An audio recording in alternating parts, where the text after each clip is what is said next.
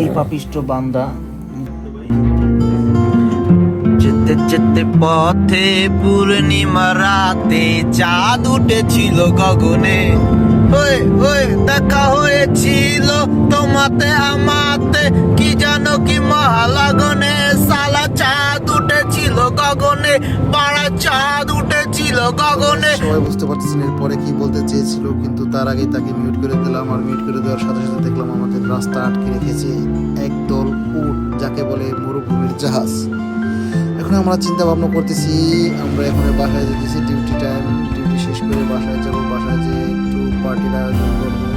আর আজকের পার্টিতে থাকছে গোশ ভুনা আর খিচুড়ি।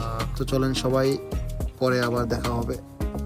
তো ফাইনালি আমরা রুমে চলে আসলাম বাজার সদাই নিয়ে। বাজার সদাই নিয়ে সব কিছু কাটাকাটা কমপ্লিট। এদিক দিয়ে আমার আর একটা ফ্রেন্ড আব্দুস সামাদ, সে মাংস কাটাকাটি নিয়ে ব্যস্ত আছেন এবং সে খুবই ব্যস্ত।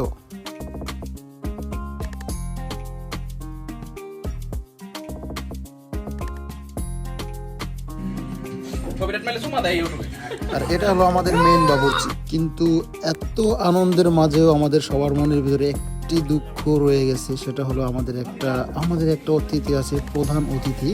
সে আসলে এই আয়োজনটা তার উদ্দেশ্যে হয়েছে, কিন্তু সে এমন একটা ভোজন রসিক, কিন্তু তার এই ভোজন রসিকের থেকে তার আরো বেশি একটা প্রিয় জিনিস, সেটা হলো তার ঘুম। আর সেই ঘুমের কারণে আমাদের সেই ভোজন রসিক তার খানাটা মিস করে ফেলেছে।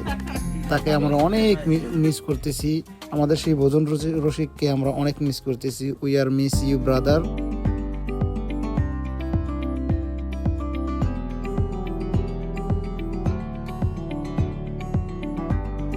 আমাদের সাথে সাথে আমাদের রুমে আরও একটি পরিবার বাস করে, আর তারা হলো আমাদের খরগোশ আর আমাদের 3 আইটেমের পাখি। এটা হলো তাদের ঘর, খরগোশ, এটা পাখি। আর এর মধ্যে আমাদের মোটুর পুশ আপ চ্যালেঞ্জে অবশ্য মোটু লাস্ট পর্যন্ত জিতেই গেল, কারণ 10টা পুশ আপের চ্যালেঞ্জ নিয়েছিল, খুব কষ্টে দিয়েছে।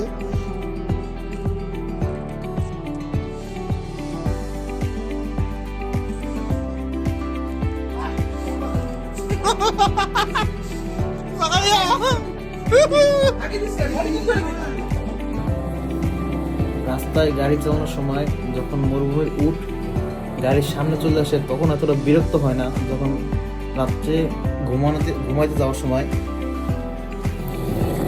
এই পাপিষ্ট বান্দা যে নাক ডাকে, এর কারণে আর ঘুম হয় না আমাদের।